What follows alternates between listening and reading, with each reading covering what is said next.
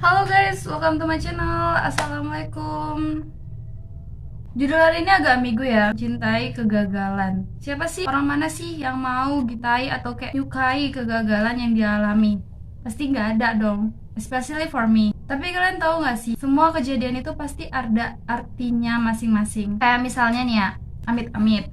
Kalian nyoba SNMPTN, tapi nilai kalian itu nggak cukup buat masuk kuota SNMPTN, atau bisa dibilang nggak sesuai sama standar yang dibutuhkan, tapi maksa buat tetap masuk kuota SNMPTN. Kalian menghalalkan segala cara buat masuk kuota SNMPTN.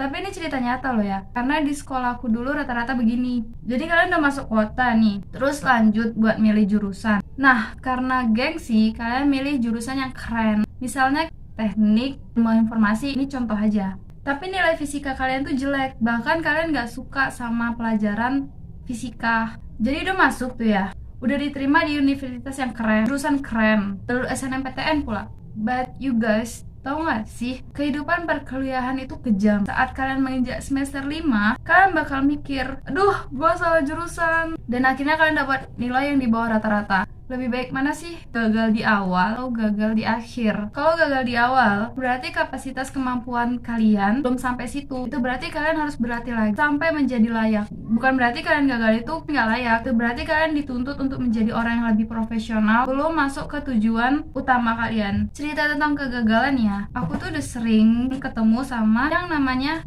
kegagalan. Aku pernah ikut lomba MTQ antar kabupaten 2 kali, kalah selisih beberapa poin aja. Terus kemarin aku nyoba SNMPTN, gagal. Banyak temanku yang masuk, mereka seneng gitu. Yaudah aku ikut senang aja. Padahal waktu ini menangis. Terus aku ikut jalur undangan Politeknik. Aku udah habis hampir 1 juta untuk berkas dan biaya pendaftaran doang. Cuman ada 5 kota atau 5 orang bisa ikut jalur ini, dan 3 atau 4 orang yang bakal masuk. Itu aku ngambil jurusan teknik sipil, dan aku juga udah perkenalan ke kampusnya langsung. Dan pas hari pengumuman, aku gagal. Rasanya tuh nyesek, sedih, malu juga. Temanku yang masuk cerita seneng banget, akhirnya perjuangannya tuh selesai. Tapi dia tidak tahu kehidupan kampus itu seperti apa, boy. Itu aku ngasih selamat, aku seneng banget kamu masuk. Terus aku masuk ke salah satu universitas negeri, alhamdulillah keterima, dan aku masuk jurusan IPS. Dulunya waktu SMA aku jurusan IPA, jadi kayak lari jurusan. Tapi aku bersyukur banget aku masuk jurusan IPS. Aku nggak cocok banget sama IPA. Nilai fisikaku tuh rata-rata 87-88. Aku cuma suka di kimia sih. Aku nggak pernah nyoba SBMPTN karena udah capek gitu, habis duit banyak juga. Ya udahlah.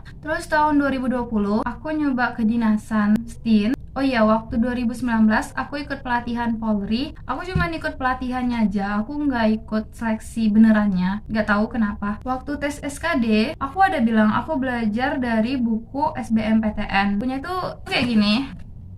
Ini tebal banget. Ada DVD-nya juga, ada video pembelajarannya juga. Jadi bukunya ini aku beli waktu aku nemenin temanku beli buku SNMPTN. Aku lihat-lihat buku di situ, terus aku ketemu buku ini. Aku lihat isinya kok bagus gitu. Udah aku beli aja buat latihan-latihan di rumah. Dan waktu seleksi kedinasan, pas seleksi kesehatan, waktu itu juga lagi COVID, aku sakit. Jadi aku takut banget, aku mutusin buat yaudahlah nyerah aja. Jadi kayak rasanya itu sedih iya, nyesek iya, nyesel iya. Jadi tuh aku kayak merasa kenapa sih gagal mulu gitu. Tapi di satu sisi aku merasa kayak bersyukur iya, seneng enggak sih. Sedih iya, nyesel juga iya. SNMPTN aku nggak masuk, alhamdulillah. Itu aku ngambil jurusan teknik kimia, dan otakku itu nggak nyampe pastinya. Waktu Politeknik aku gagal, aku nggak masuk, alhamdulillah juga. Itu aku ngambil teknik sipil, yang sementara aku nggak suka hitung-hitungan. Kebayang gimana aku udah di semester tengah dan STIN aku nggak masuk. Sedih sih, sedih banget malah. Tapi mungkin jalanku nggak di situ. So guys, kegagalan ini ada 2 maksud. 1, kalian harus berusaha memperbaiki kesalahan kalian di masa lalu. Atau 2, jalan kalian gak di situ. Itu keputusan kalian sendiri sih. Kalian mau lanjut untuk memperjuangkan tujuan kalian atau cari jalan lain. FYI, aku sekarang jurusan manajemen pendidikan dan cukup bahagia di jurusan ini because I'm the most person on this major. So, intinya, kalau kalian merasa terus gagal, berarti kalian dituntut untuk menjadi profesional di tujuan kalian. Atau harus mencari jalan lain. So thank you guys udah dengerin cerita aku. In real life, aku tuh sebagai pendengar yang baik. Aku gak pernah cerita panjang lebar ke orang, mau itu teman dekatku, sahabatku, ataupun keluargaku. Jadi aku cerita ini cuma sama kalian. Dan makasih banget udah dengerin. Semoga jadi motivasi. Enggak sih kayaknya. Whatever, komen di bawah dong cerita tentang kegagalan kalian agar kita nggak ngerasa sendiri gitu. Anyway, thank you guys for watching until end. Remember this, keputusan kalian sekarang akan berpengaruh besar di kehidupan kalian di masa depan. So, I will see you in next video guys. Bye.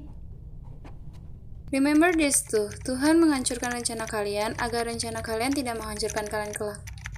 Have a nice day.